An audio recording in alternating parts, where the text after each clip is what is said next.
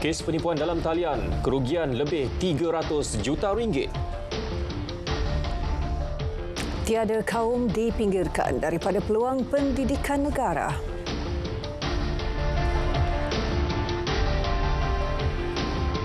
Assalamualaikum dan salam Malaysia Madani.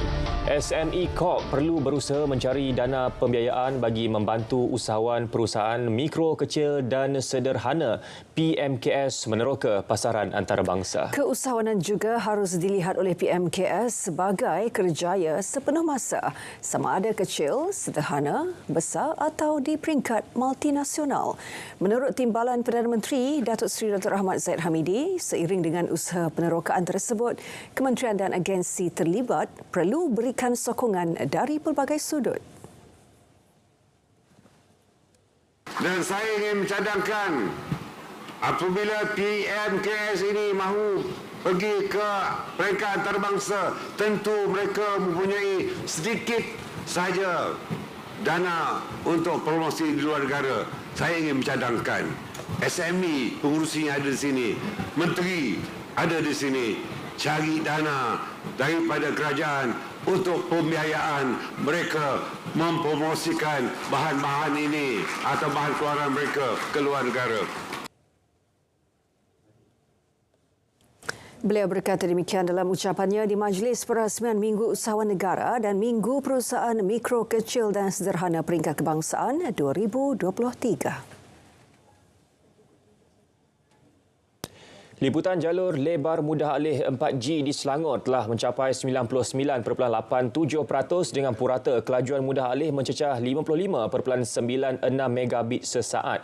Jelas Menteri Komunikasi dan Digital Fahmi Fadzil, liputan jalur lebar menerusi Pelan Jalinan Digital Negara Jendela Fasa 1 juga mencatat pencapaian yang memberansangkan dengan 17 menara komunikasi baharu dijangka siap menjelang akhir tahun ini. Syarikat telekomunikasi terlibat turut diminta mempercepat pengoperasian menara berkenaan untuk manfaat rakyat sekitar.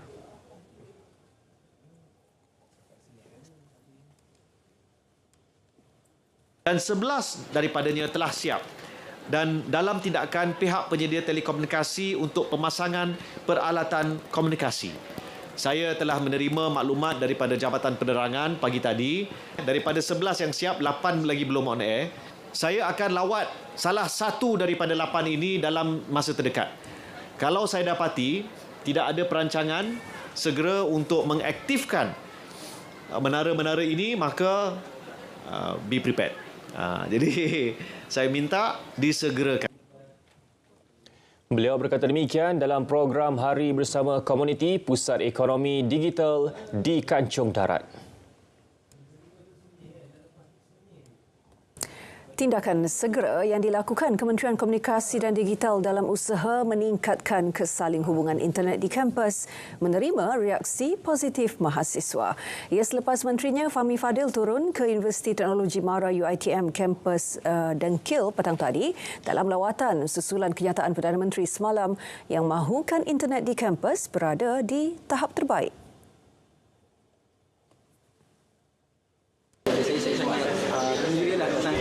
Dapat pujikan menteri kan.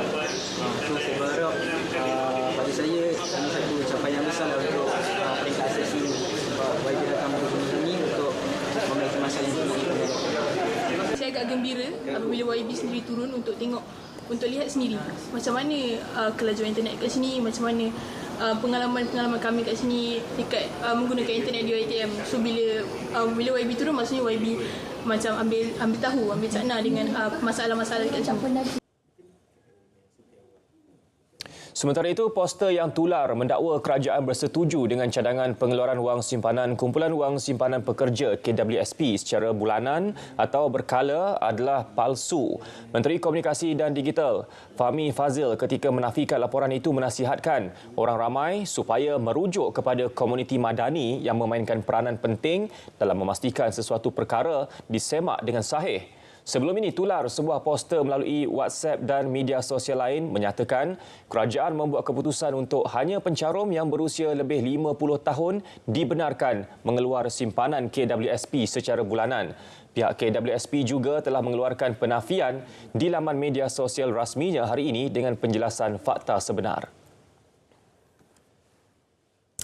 Nilai kerugian bagi kes penipuan dalam talian menerusi Facebook dan Instagram di Malaysia berjumlah 302 juta ringgit sejak 2021 sehingga bulan lepas. Timbalan Menteri Komunikasi dan Digital Teo Ni Ching berkata penipuan di Facebook berjumlah 232 juta ringgit, manakala 70 juta ringgit bagi pengguna Instagram.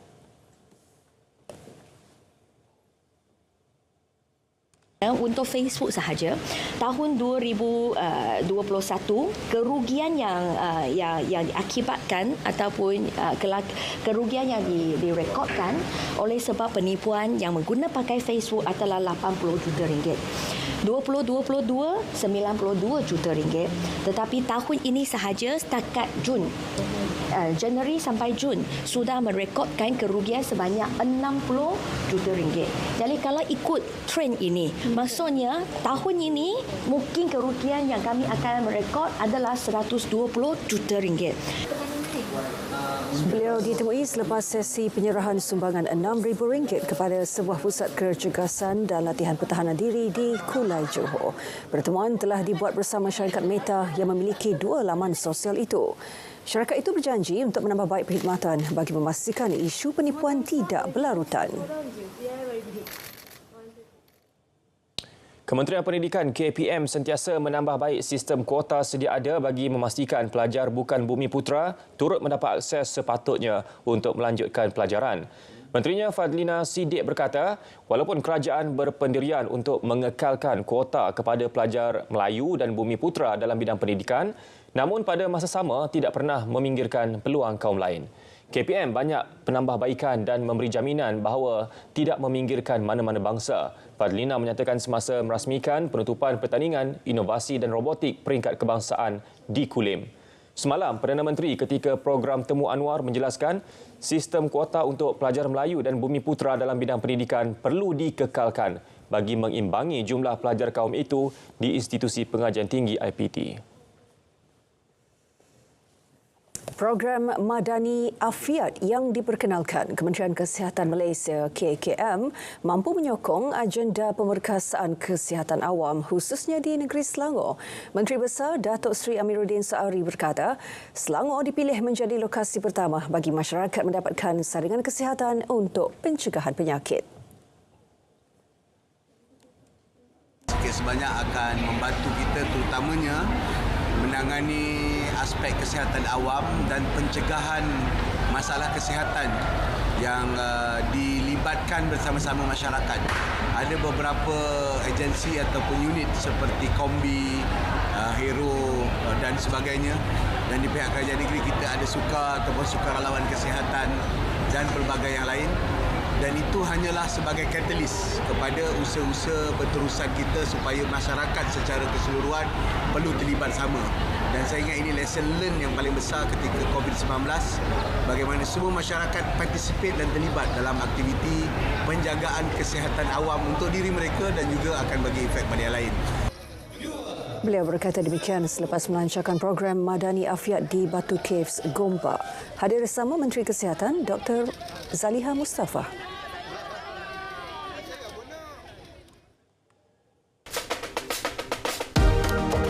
Jaringan berkomunikasi tanpa sempadan. You guys ready? 1, 2, 3. Publish! Korang! Saya letak apps kita ni dekat dalam media sosial. Diorang beli set berpantang dekat dalam apps kita. Serius tau? Sama-sama kita kan kian bijak berkesan literasi digital.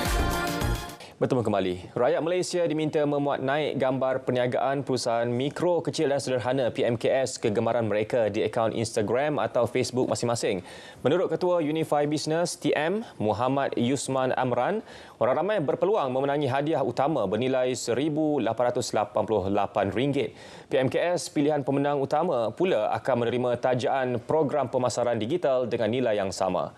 kempen #belanja DSME dan #supportlocal itu yang berlangsung selama sebulan bermula 27 Jun sehingga 26 Julai ini sempena kempen Hari PMKS.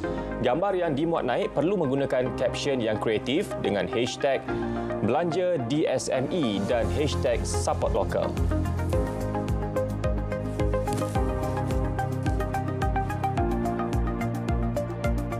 Dua program utama yang kita jalankan. Yang pertama adalah program yang dipanggil #supportlocal, bermakna kita bawakan pengusaha-pengusaha atau peniaga, ikon-ikon usahawan yang berjaya menggunakan teknologi digital dan mereka akan berkongsi tips dan rahsia bagaimana mereka berjaya. Dan kempen kedua atau peraduan kedua, kita nak menggalakkan semua rakyat Malaysia untuk sama-sama sokong peniaga mikro kecil tempatan ini dengan pergi ke kedai dan juga restoran mereka ataupun membeli secara online dengan 3 langkah mudah. Ambil gambar dan video, dan kedua kongsikan di social media mereka, dan kemudian letakkan #belanja DSME dan support local. Unify Business turut berkolaborasi dengan SME Corp Malaysia sebagai rakan teknologi eksklusif yang melibatkan roadshow di 6 lokasi. Pengasas My Mom's Bakery, Anne Idris, berkongsi keterujaan beliau apabila diiktiraf sebagai contoh usahawan tempatan yang berjaya beralih ke perniagaan dalam talian.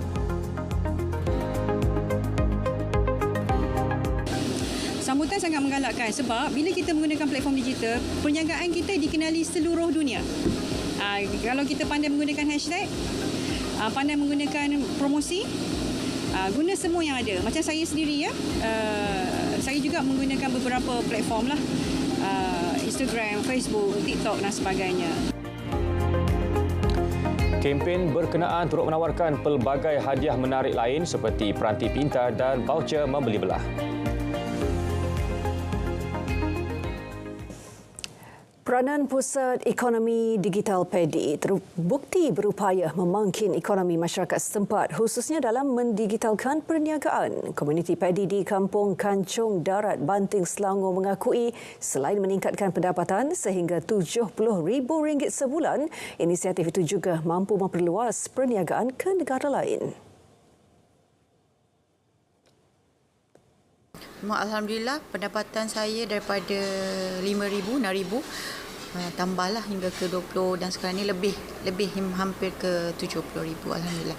Bila kita di internet memang mudahlah untuk kita buat marketing. Zaman sekarang kita berniaga, memang kita tak boleh harap customer tu orang tahu kita tahu macam tu je. Tak. Kita kena keluar, kita kena mempromosikan produk kita. Kita ada Facebook, kita ada IG, kita ada TikTok, apa-apa saja, apa-apa platform media sosial yang kita ada, kita gunakan. Banyaklah kursus yang saya dah dapat kat sini. Antara kursus asal usahawanan, lepas tu cara gunakan TikTok, gunakan Canva. Kira memang saya rasa kita tak tahu mampu buat niaga kan. Kita pergi kedai ke kedai. Last ada kita PEDI ni kita tahu gunakan teknologi yang sekarang lah. Kita guna WhatsApp, guna Facebook. So kat situ berkembang dia. Indonesia. Lepas tu Sabah, Sarawak, of course, Kelantan. Memang adalah. Memang semualah. Syukur Alhamdulillah lah. Cara masukkan barang saya. Lepas tu print invoice, tracking. Last sekali, bungkus parcel. Cara bungkus parcel tu pun macam mana dalam keadaan selamat apa semua, hantar pos.